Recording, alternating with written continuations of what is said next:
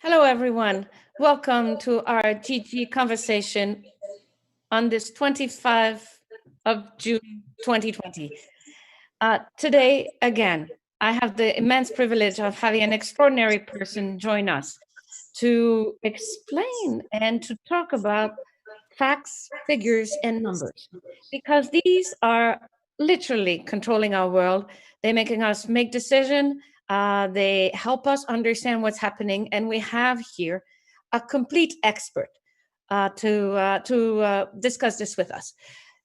I'm saying hello to everyone who's listening on YouTube and on Facebook. If you have any questions for our guest today, please send them over, and we will look at them live. So, without further ado, I'd like to introduce to you Dr. Monsieur Anil Arora, Chief Statistician of Canada since 2018. A chief statistician is a very important position, but mostly also is the director of Statistics Canada, our extraordinary agency that looks at everything, counts, measures, and counts again, so that we understand who we are and what's happening in our country. Dr. Arora earned his Bachelor of Science from the University of Alberta. So if anybody from Alberta is listening, we say hello to them as well. And we have with the Office of the Governor General a bit of a tie already with Dr. Arora, Mr. Arora, and with Statistics Canada, because we've been having a resident statistician at Rideau Hall for the past 2.5 years, because we want to understand how we bestow honors and distinction to Canadians and how it's distributed within the country. And for that, we need a statistician. So welcome, Monsieur Arora, to our conversation. Thank you, Your Excellency. It's a real honor and a pleasure to be with you. So first, I'd like to know, you are like me, someone that likes numbers and likes to see what they do and trends and how to measure things. How did you get interested in this in the first place? Well, I would say it's just a curiosity, honestly, to try and make sense out of things that look like they're just beyond us, or they look completely random, or they look like, they're too complicated. And it starts with that curiosity to try to say, how do we make sense of things? When things look so overwhelming and look so complicated and interrelated, statistics and figures actually bring out the invisible to becoming more visible. And it's really just that curiosity to be able to do that gets so many people interested in this field. But even then, I have that conversation quite often about the statistics of what are the chances of getting in a car accident versus what are the chances in getting into an airplane accident if you take a commercial airliner flight, for example. And taking your car is relatively more dangerous than taking an airplane. And but still, even though the numbers are there, it doesn't always it come through as exact to everyone. So isn't that a bit of the role of Statistic Canada, to not only get the numbers, compute them, but also to explain them? Absolutely. The numbers by themselves, don't do much. It's to put them in context. It's to show the trends. It's to show where are some of the spots that we need to pay attention to. And that's why you see, especially during a situation like this, decision makers at all levels, whether it's in the private sector, whether it's businessmen, whether it's policymakers at all levels of government, whether it's NGOs, everybody wanting to make the right decision and wanting to know how their precious energy and their resources is going to have the biggest payoff. And that's where statistics come in handy. And where it is important that agencies like Statistics Canada are there to explain. We're all familiar right now with the term to flatten the curve. And we understand that is a trend, and you have to measure and measure again and see where your numbers are coming. So can you tell us a little bit more about what you are involved in, particularly during this pandemic? Well, thank you for that. As you can imagine, like everybody else in that in a moment, we were all, told, be safe, go home. And so it was this really interesting situation of, constrained supply. So we couldn't go and send people to people's homes and do interviews. And, businesses weren't open. We couldn't ask them questions. And our own, workforce was constrained in having to look after, their own health and the health of their loved ones and their kids and so on. And yet the demand for information just exploded all of a sudden. And so, we, like so many other organizations, and this is where public servants really shine, I think. Everybody just said, okay, what is it going to take? And so we very quickly, within a weekend, essentially equipped our folks, and everybody was working remotely. We knew we couldn't go out and get information in our traditional ways, so we had to actually go out and start to look at alternate ways. So from web scraping to crowdsourcing to partnering with business chambers, et cetera, to start to get at what was actually happening during this time, so that we could inform people, Canadians, about the effectiveness of some of the public health measures. What was the impact on our economy? What was it doing to our society? And how it has been evolving since then. And it has been an incredible journey of trying to get Canadians to participate. We've had now over 500,000 Canadians who have responded to so many of our crowdsourcing applications with what they're feeling. And I think this is where statistics, we understand that behind that number is a person, a family, a business, somebody who's struggling to try and make sense of it. How are they feeling? Do you have a Well, sense of that when you look at the data? absolutely. I think, it's obviously it's not a normal situation that, people were asked to say, stay home, and here are some incentives for you to stay home. That is not normal. And so the amount of stress that families are facing, and the differential stress that, somebody who can work like we are, online, has a very different outlook to their future, their ability to earn a living.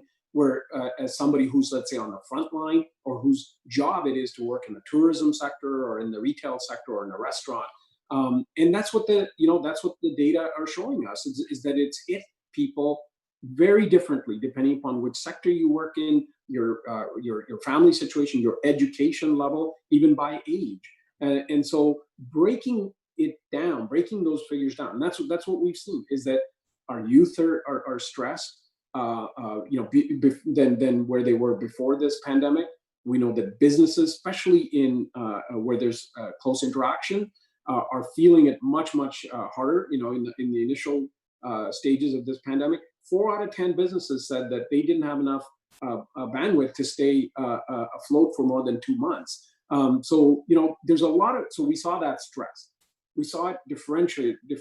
We saw the economic impacts, obviously, on trade. There's a lot of, you saw domestic consumption, you saw retail trade, we saw groceries obviously increase in the demand for them, and where people are going, and obviously people aren't going to restaurants. So that has major changes in the structures of our economy. So we saw people, women, far more disproportionately impacted, and we saw youth far more disproportionately impacted in terms of their jobs and their livelihoods. So you get to see a glimpse, because of the many questions that you ask and the data that you gather, and then the analysis that you do on that data. You have a very good glimpse of what's happening in our society, what's happening in Canada. There's a lot of misinformation out there, especially nowadays with the proliferation of social media platforms and self-appointed experts. There's a lot of trends there. Sometimes it's difficult to decide what is real and not so real. Is there where should Canadians go if they want to have a bit of a picture? Should they go to the website of Statistics Canada? Where can they get this kind of information? Well, it won't come as a surprise to you if I say go to Statistics Canada for the source. So clearly, and I think that's important to note, because we have no other objective than to provide Canadians, as a public good, information for which they paid for.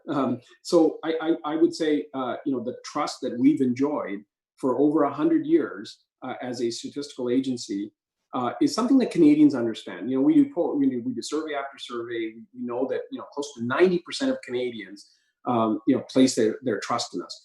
And when we put statistics out, you can not only see the number and the trend and the analysis and the context, but you can also see the limitations.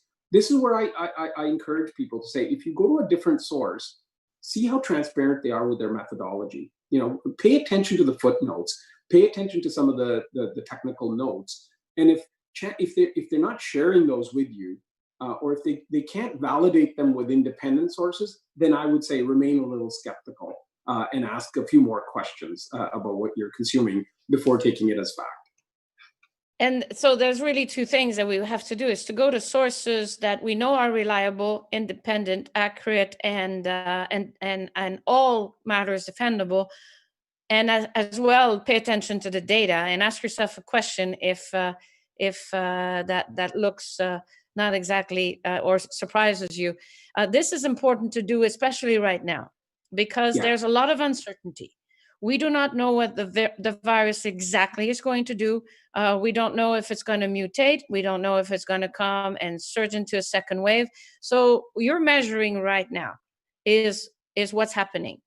And perhaps you can tell us of the importance of extrapolation and the importance of measuring on a sustained amount of time in order to have a real picture. Yeah, and you're absolutely right. I mean, it's not just the number, but it's the trend. Is it going up? Is it going down? It's not just the trend, but how is it impacting our society, our economy in a differential way? So who are the ones that are more vulnerable? Where is the policy either making sense or it's not making sense? And what are the decisions that Canadian businesses and Canadians making that really, really count at this stage? So, I mean, what this has brought to light is the interrelationships between health and our economy. And so, if you think about, everything is related to everything. So it's not just a number out of context, but what does it mean for the economy? So it's no longer about, well, do you prefer the health or do you prefer the economy? It's about how can we have both, and that means that these trends have to be looked at in an integrated way. We have to worry about things like wellness as well as our economy, and making sure that everybody can participate to the extent that they can. Absolutely, and of course, when you think of it, it is related, because the economy is built and maintained by people, and people have to be doing well and being able to move about and interact in order to continue this. So it is something that's now in our face. Maybe before we took it for granted. So I have a question here from perhaps someone Dr. Paul Armstrong. He's writing to us from the University of Alberta in Edmonton. He is the professor of medicine at the University of Alberta. So this connection between the need to understand what the virus is doing and in the long term in order to make the right decision is prevalent in this question. He's wondering the prevalence of the cases. And of course, it's based on testing. And perhaps before I ask the question, let's talk about testing. Clearly, we can't test 38 million Canadians. So what we do is we test a few randomly here and there, and then we're able to see the trends and then to go in and test further if we see eclosions.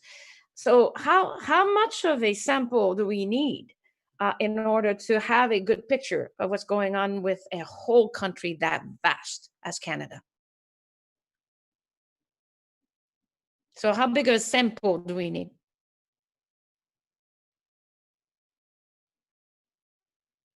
I think we may have lost the connection with Dr. Arora. This is a first for us on our conversation, but he is a very clever man. He will, there he is. We lost the connection, sir.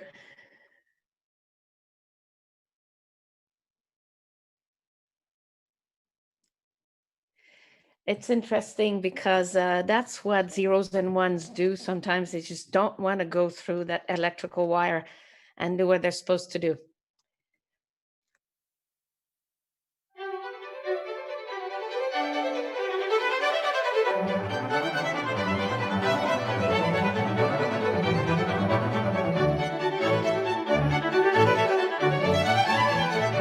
understanding the trends and the probabilities of things is a very good indicator when you have to make decisions. It just gives you a balance. You can't have it exact, but it gives you just enough to make a decision. And we use that very much in what we call a judgment. And I think we have Mr. Arao, you're back. Yeah, I don't know what happened there. I was going on a dissertation about how I use probabilities to make decision, even though probabilities are not exact. They give you an idea of what's happening so that you can figure out what to do. We were talking about the prevalence of the COVID cases in testing and what you're measuring, whether it is what we call the survival rate, or where it's affecting, what type of population it's affecting. And then and this is really interesting now that we're so many weeks into the pandemic, are we going to get immune, and for how long? So that's another thing that I think you are helping to measure. Yeah, I think, the strategy that's been employed right now is, let's make sure that we test those that are, highly exposed and in those vulnerable populations. But I think, like many other countries, this is what we do as statisticians all the time. We want to know the prevalence of, whether it's diabetes or heart disease or obesity or whatever. It's equivalent. I mean, it's a very crude analogy, but we don't drain the entire transmission oil to find out the quality. We don't suck all the blood out of our bodies to find out. So we take a sample. And then, that sample has a degree of representativeness as to what we're measuring.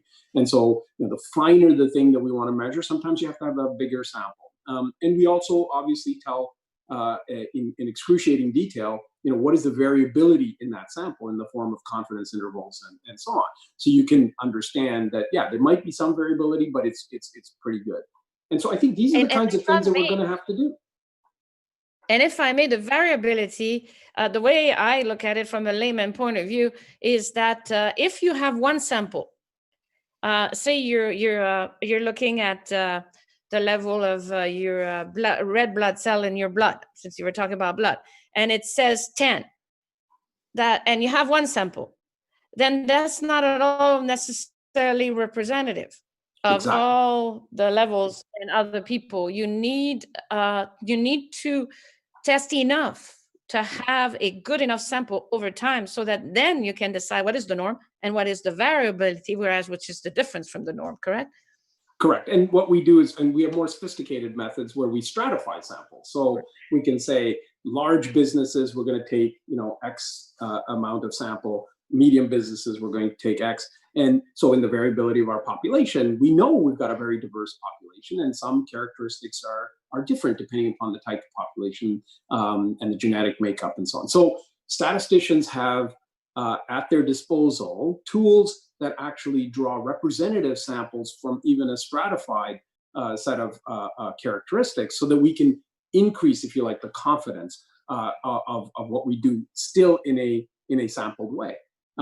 Because as you said, we don't have either the time or the resources to be able to sample the entire population all the time. Even though we do a census every 5 years of basic demographic characteristics, so there are times when we do a census, and in fact, the sample surveys that we do tie back into the census. So whether it's polling companies, whether it's other researchers in university, and they actually go back to the census to try and make sure they can weight, if you like, that sample back up to the entire population. So it is a data ecosystem that works together. Correct. And people should not hesitate if they are queried by a survey to answer that survey, because every sample of data is important to the overall understanding. And of course, it's diluted into a big group. So people should really always if we care about the decisions that people are making based on that information, which I think people are, they want to make sure that their inflation, their pensions are indexed. They want to make sure that if there's immigration policy, it reflects our values. Whether you name the topic, people, policymakers, businesses make decisions based on that information. So it's important to make sure that you count yourself in. and it's important to test, to measure again. So if Absolutely. you are making a decision with respect, say you want to increase the number of um, people who do healthy living and practice sport on a daily basis. Then you introduce some programs and you do incentives and you have our Olympic athletes that will encourage you. And then you have to measure again, because if you don't measure again, you will never know if your programs were effective. And that's also one of the parts that you do. Let me go back to COVID, because I have another question from Dr. Philip Seaman from Toronto. He's a professor at the Department of Pharmacology and Toxicology at the University of Toronto. Hello, Dr. Seaman. He's talking about the cumulative numbers. Yeah, as we accumulate more and more data about people, who's got it, where it is, which demographics. How do you determine which data should be compiled and reported in a circumstance like this where we want to know everything? How do you determine your priorities? It's an excellent question. So first of all, the data ecosystem that we have in Canada is very fragmented. It's a complicated one, as we all know. So there are jurisdictions that have certain responsibilities, like provinces and territories, and the federal government has. So by its very nature, it becomes complicated. You can't do statistics without data. So accessing data is really a key fundamental piece. The second thing I would say is everything starts with a question. As I said right at the beginning, if you don't know the question and we're just kind of putting data together, it's not really, it's okay as an initiative, but if we want to answer real questions, that's what really tells us, okay, if that's the question and this is a hypothesis, what is the data that we need to either refute it or support it? And then how much of it is necessary? What is the timeliness that we need? What is the representativeness that we need? And that then gives us an idea of where to go and where to look, where we put partnerships. So in the case of the COVID situation right now, it is absolutely crucial that we have partnerships across jurisdictions on on data like mortality. And not only do we want to just put out numbers, but we want to make sure that the errors that are introduced in some of those numbers are acceptable. So we don't want to just put numbers for the sake of putting numbers. And that's what a lot of people say, well, why can't you just put it out? Put it out, just put it out. We want to make sure that when people make decisions, they actually can make them on good quality data. Now, we're not obsessed on the 9th decimal point now, or maybe still, but we want to make sure that people don't go away with the wrong message, because actually we can do more harm by taking incorrect data at the expense of expediency. So I think we need to find that balance. So it takes partnerships, it takes good quality data, and it takes statistical rigor to make sure that people know, how far I always say you can tease the data, but don't torture it, So if you tease it enough, it'll tell you. But if you torture it, you're probably just going to get to where you want to get to. And that would not be a good And then thing. afterwards, yes, and then afterwards, it's also it brings like a barrier almost, and you almost feel like not looking at it, or so this interpretation, this rigorous interpretation that can be replicated by other people using methods that are all the same and understood is very important, so that it becomes the data then starts meaning something. Uh, we actually have the similar question by Dr. Derek Lister from Fredericton. Uh, I hope he's listening. That how do you choose the topics? Because it's the same thing. Now, I was asking the question for the pandemic, but even on your general survey, of course, you will ask the typical questions. What language you speak at home? Where were you born, and so on. But how do you choose? Because there's a finite number of questions you can ask in a certain time. An excellent question. So first of all, we do in any given year we have about 400 programs. So these are surveys, administrative data programs, and so on. Half of them, I would say, give or take, are designed towards telling us about the economy and where economic and the environmental kinds of issues are. And they feed into a world classification scheme on balance of payments and the system of national accounts.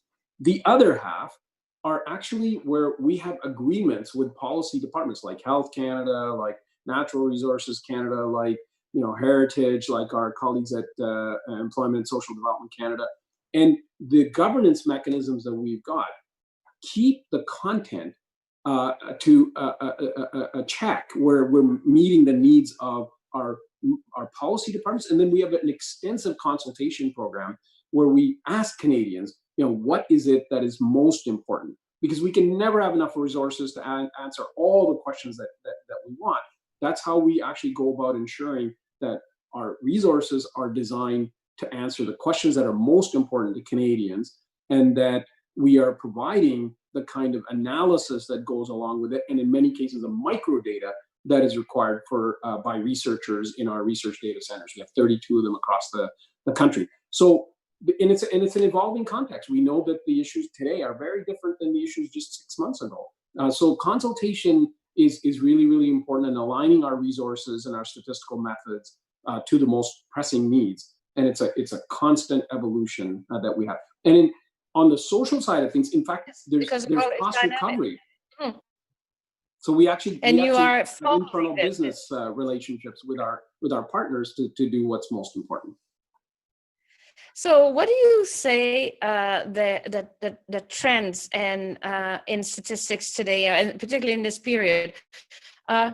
Should we be paying attention to a number of indicators that we're not, or what are the indicators that are particularly prevalent right now?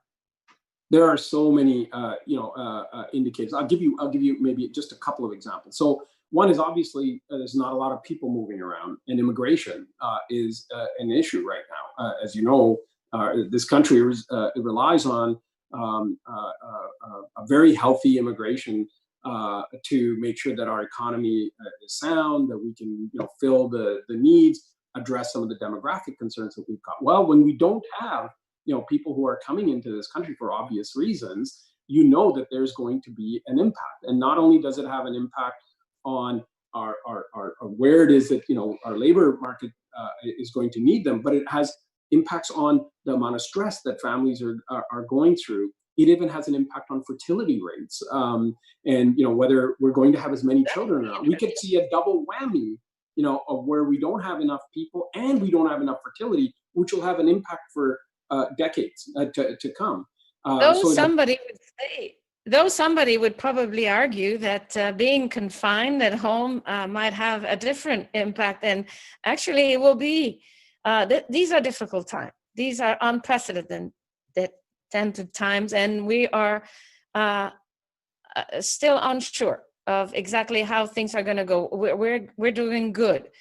However, it will be fascinating to look at some indicators and how they were changed, completely transformed by the pandemic, but also by the choices that we've made to agree to the public measures and to confine and to stay distanced from each other, to not, we had to close restaurants and businesses. So how not only you will measure the effect on the economy, but maybe you will measure also the habits of people.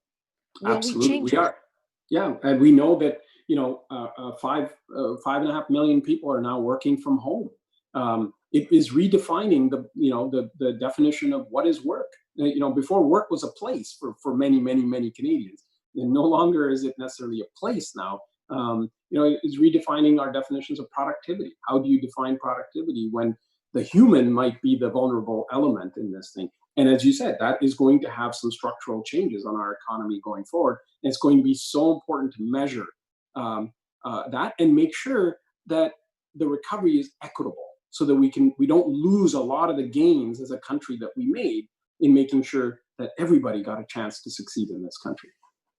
Correct. I can assure you, if I can input a little data, like a piece of data that probably needs to be measured about working from home, is the fact that we need to count the hours. The fact that we're not moving, the fact that we're not stopping in the corridor to chit-chat about something or walk into a colleague's office, the fact that we don't stop at the cafeteria at noon or other kind of breaks. I would be interested to know if by working at home, whether or not you don't end up working even more than your normal. We're seeing it. Even though, yeah. We're seeing not only the hours work, in the data, but we're also seeing that the mental health and the stress that people are going through in many cases, what they eat, and it's, I hate to say it, but not necessarily the most healthy, and even the amount that people are drinking. We're seeing higher consumption of alcohol as well. So, there are some concerns about, our health going forward, not only the physical health, but also the mental health of these trends. Will these be short-lived, and will people go back to sort of where things were, or will they persist? And what are the policies that will make sure that we remain a vibrant, healthy society? I mean, it's raising all these questions, and those data are going to tell us about what we should be doing to pivot behaviors in the direction that we would like to have them go in. And that is why, Mr. Arora, that why, as a chief statistician and as the head of our agency, Statistics Canada, the work you do is so important. We need to know what the impacts will have been. There will have been some positive. There will have been some negative. We know that domestic violence did not stop during the pandemic, and we will have to look at these things very carefully and take the measures. I cannot thank you enough for having taken the time to talk to us today about this most important thing, and yet so simple: to count, to measure, to look at the data, and to bring about rigorous conclusions so that we can make better decisions. You are part of this infrastructure of knowledge that is so important in our modern society. So I salute everyone at Statistics Canada. And if you permit me, thank you very much for being with me. But if you permit me, before I sign off, I'd like to put a little advertisement for our next GG conversation. We will talk about how do we get back on stage at this uncertain time for the performing arts. And we will have two very distinguished Canadians with us, whom you might know from a very famous movie, Bon Cop, Bad Cop. We will have Comte Frior and Patrick Huard on the 29th of June for a conversation on the performing arts. Thank you again for listening to these GG conversation. Mr. Arora, all the best. Thank you very much, Your Excellency.